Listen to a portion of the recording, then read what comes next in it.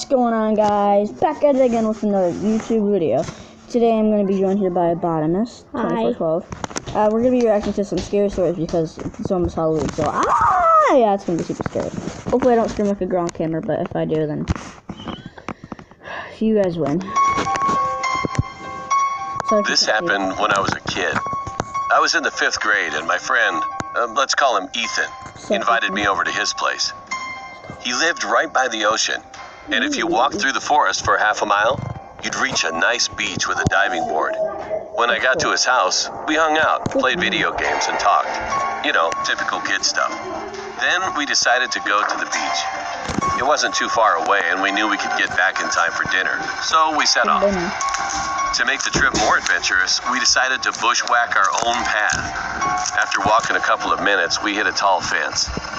Crap, Ethan exclaimed. Well, I guess we'll have to go back. Suddenly, out of the corner of my eye, I spotted something. The fence went about 8 meters long and then stopped. My jaw dropped. There was a house. It was an old cabin with boarded up windows. The planks were falling off and you could see the old insulation underneath. It was gray in color and had flecks of blue paint. The fence led up to the side of the house, stopped, and then continued on the other side. Okay, why is there just like a fence around the house? Okay, we had to switch spots because the lighting wasn't too good, but...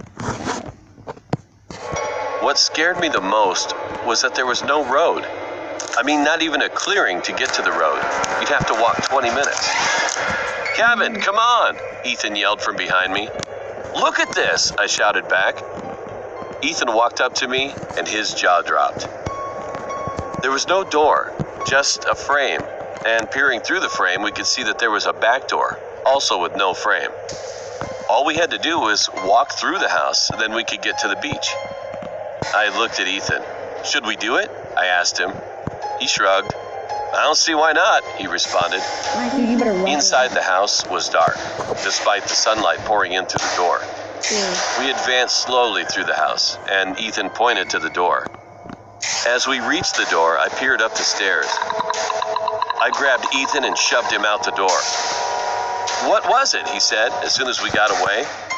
My whole body shook. I must be going mad, I thought to myself. Eventually, I explained it to him. As we reached the door, I wanted to take one last look at the house. I glanced up the stairs and I saw the shadowy outline of a person.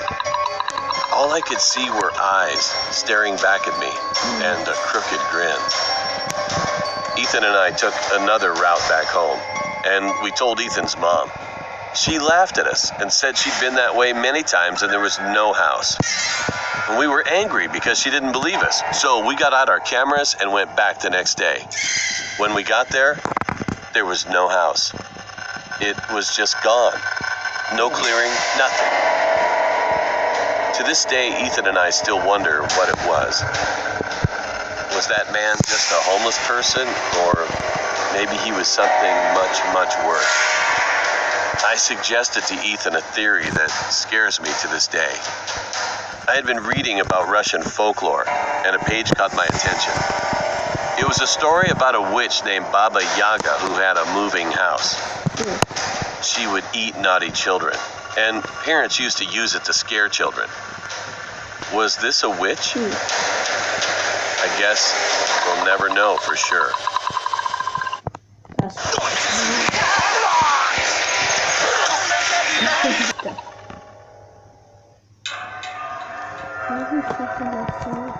Why?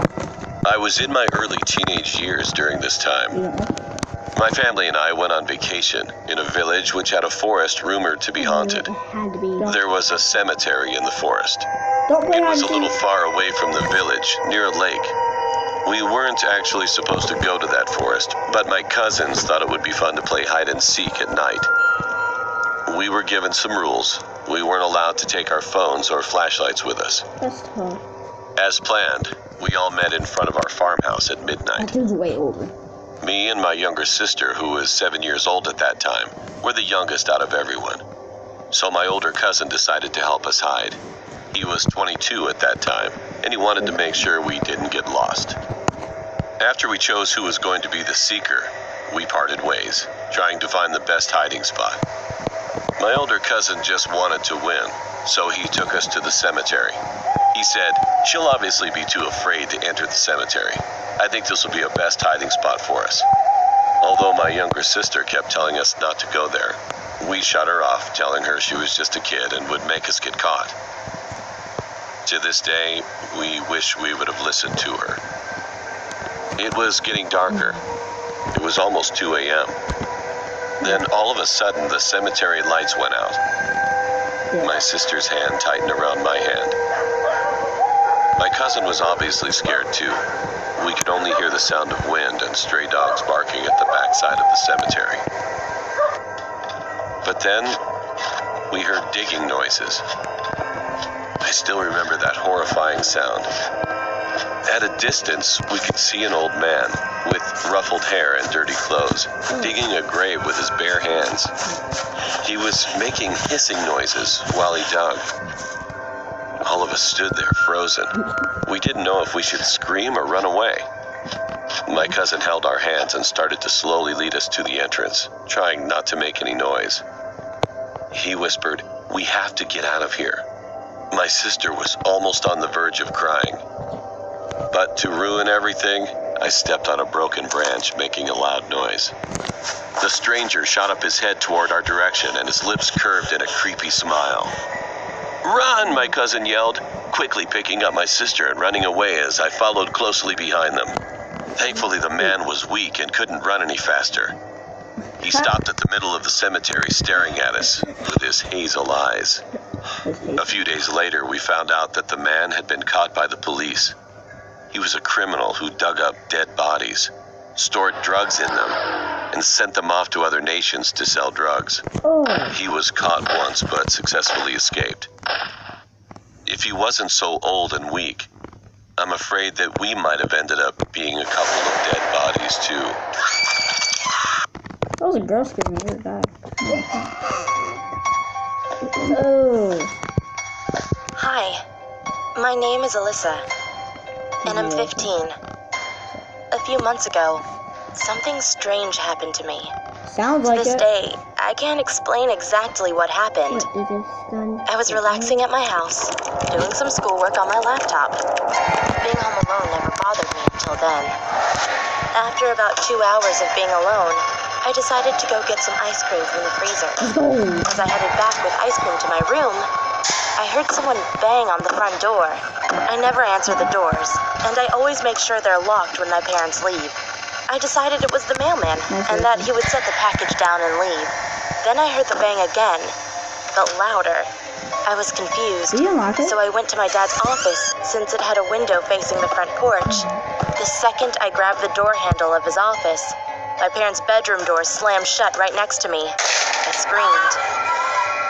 Our air conditioning was broken at the time, so there was no way it could have been the air.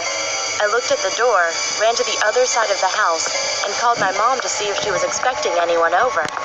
"No, Alyssa," she said. And those 2 words made my heart beat faster than it ever has. My phone disconnected, and I started hearing footsteps coming towards me from down the hallway. I ran and hid behind a door in our living room.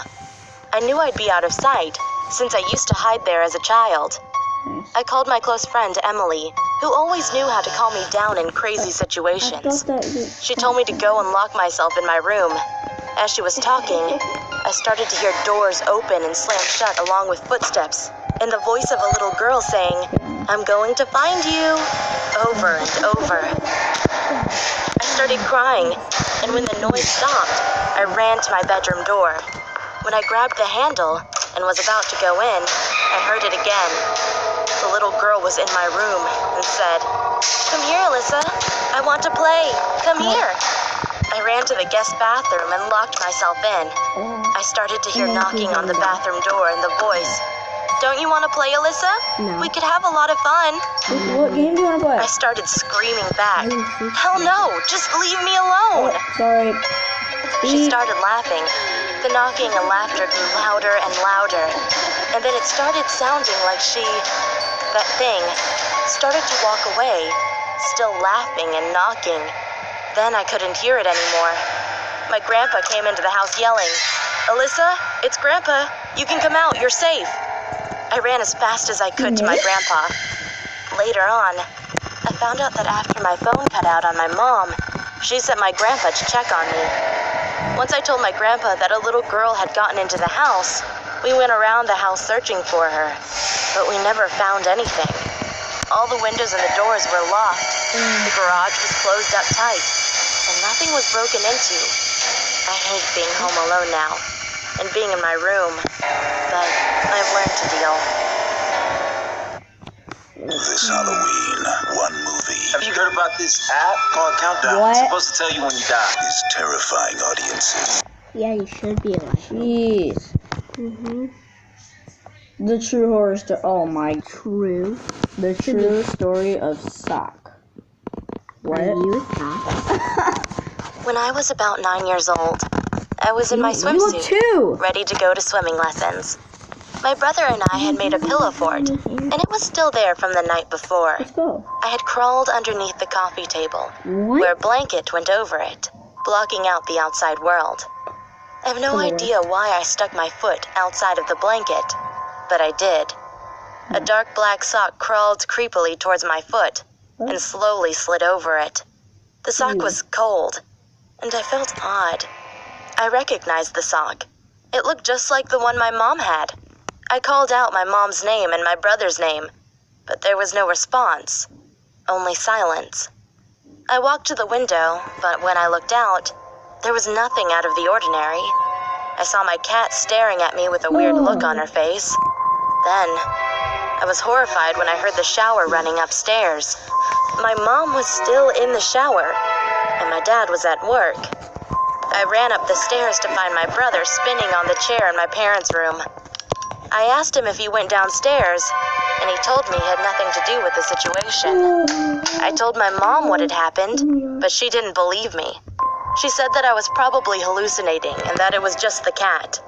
But I know what I saw, and the look on my cat's face is still fresh in my memory. Why you just kill all your family? What? Dickhead. It's over. Jeez, that was... Oh, I hated that. oh yeah. Oh, that was creepy.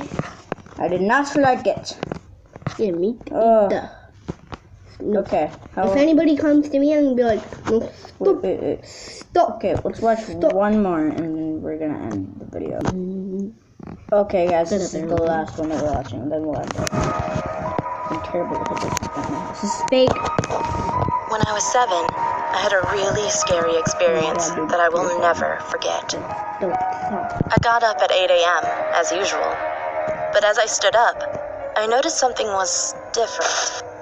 It was very cold, and I felt like someone was watching me. When I turned to my sister's bed, she woke up, and I screamed. 2 heads hovered in the air. One of an older woman with long, dark hair and green eyes. The other of a bald, older man with blue eyes. I screamed again and ran to my mother. I told her what happened and saw some man at the door. I can't recall what he looked like, but I screamed and hugged my mother when I saw him. I was crying at this point, and she looked at me as I pointed to the door, not explaining why.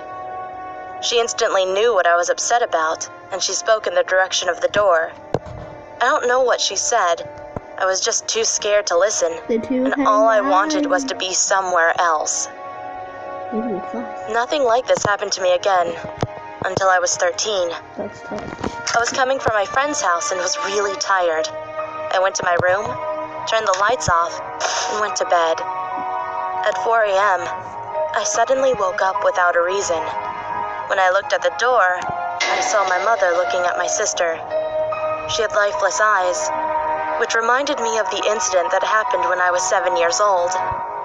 The heads had the same lifeless eyes as my mother, except her eyes were red and just looked evil. I knew it wasn't my mom. I hid under the blanket, praying that the thing would just go away. When I looked up, it was still there. I prayed again. Then it vanished. I mean, literally vanished. I saw it with my own eyes. That thing grew fainter and fainter until I couldn't see it anymore. When it was gone, I ran to my parents and explained what happened. They believed me and said that if I couldn't go to sleep, I could watch TV or just stay up. I thanked them and went to the living room. Now, I'm 14, and I talked to my mother about the incident that happened 7 years ago. And when I told her what the heads looked like, she seemed very surprised and confused. When I asked her what was wrong, she told me that the description I gave perfectly matched that of my dead grandparents. I don't know if they were really my grandparents, or who that man on the door was. You're dead, buddy. Nope. Nope. Okay, now that's gonna pretty much wrap it up. So, yeah, I'm just gonna let obodimis say something real quick, and then I'm gonna do my outro. What do you want to say to the viewers? If you want to watch my videos, spell OBOIMIS 2412. I doubt that that's true, but okay. It's OBODIMIS. It doesn't have. Okay, but anyway, so hope you guys have a great time today. Don't get too scared, and goodbye.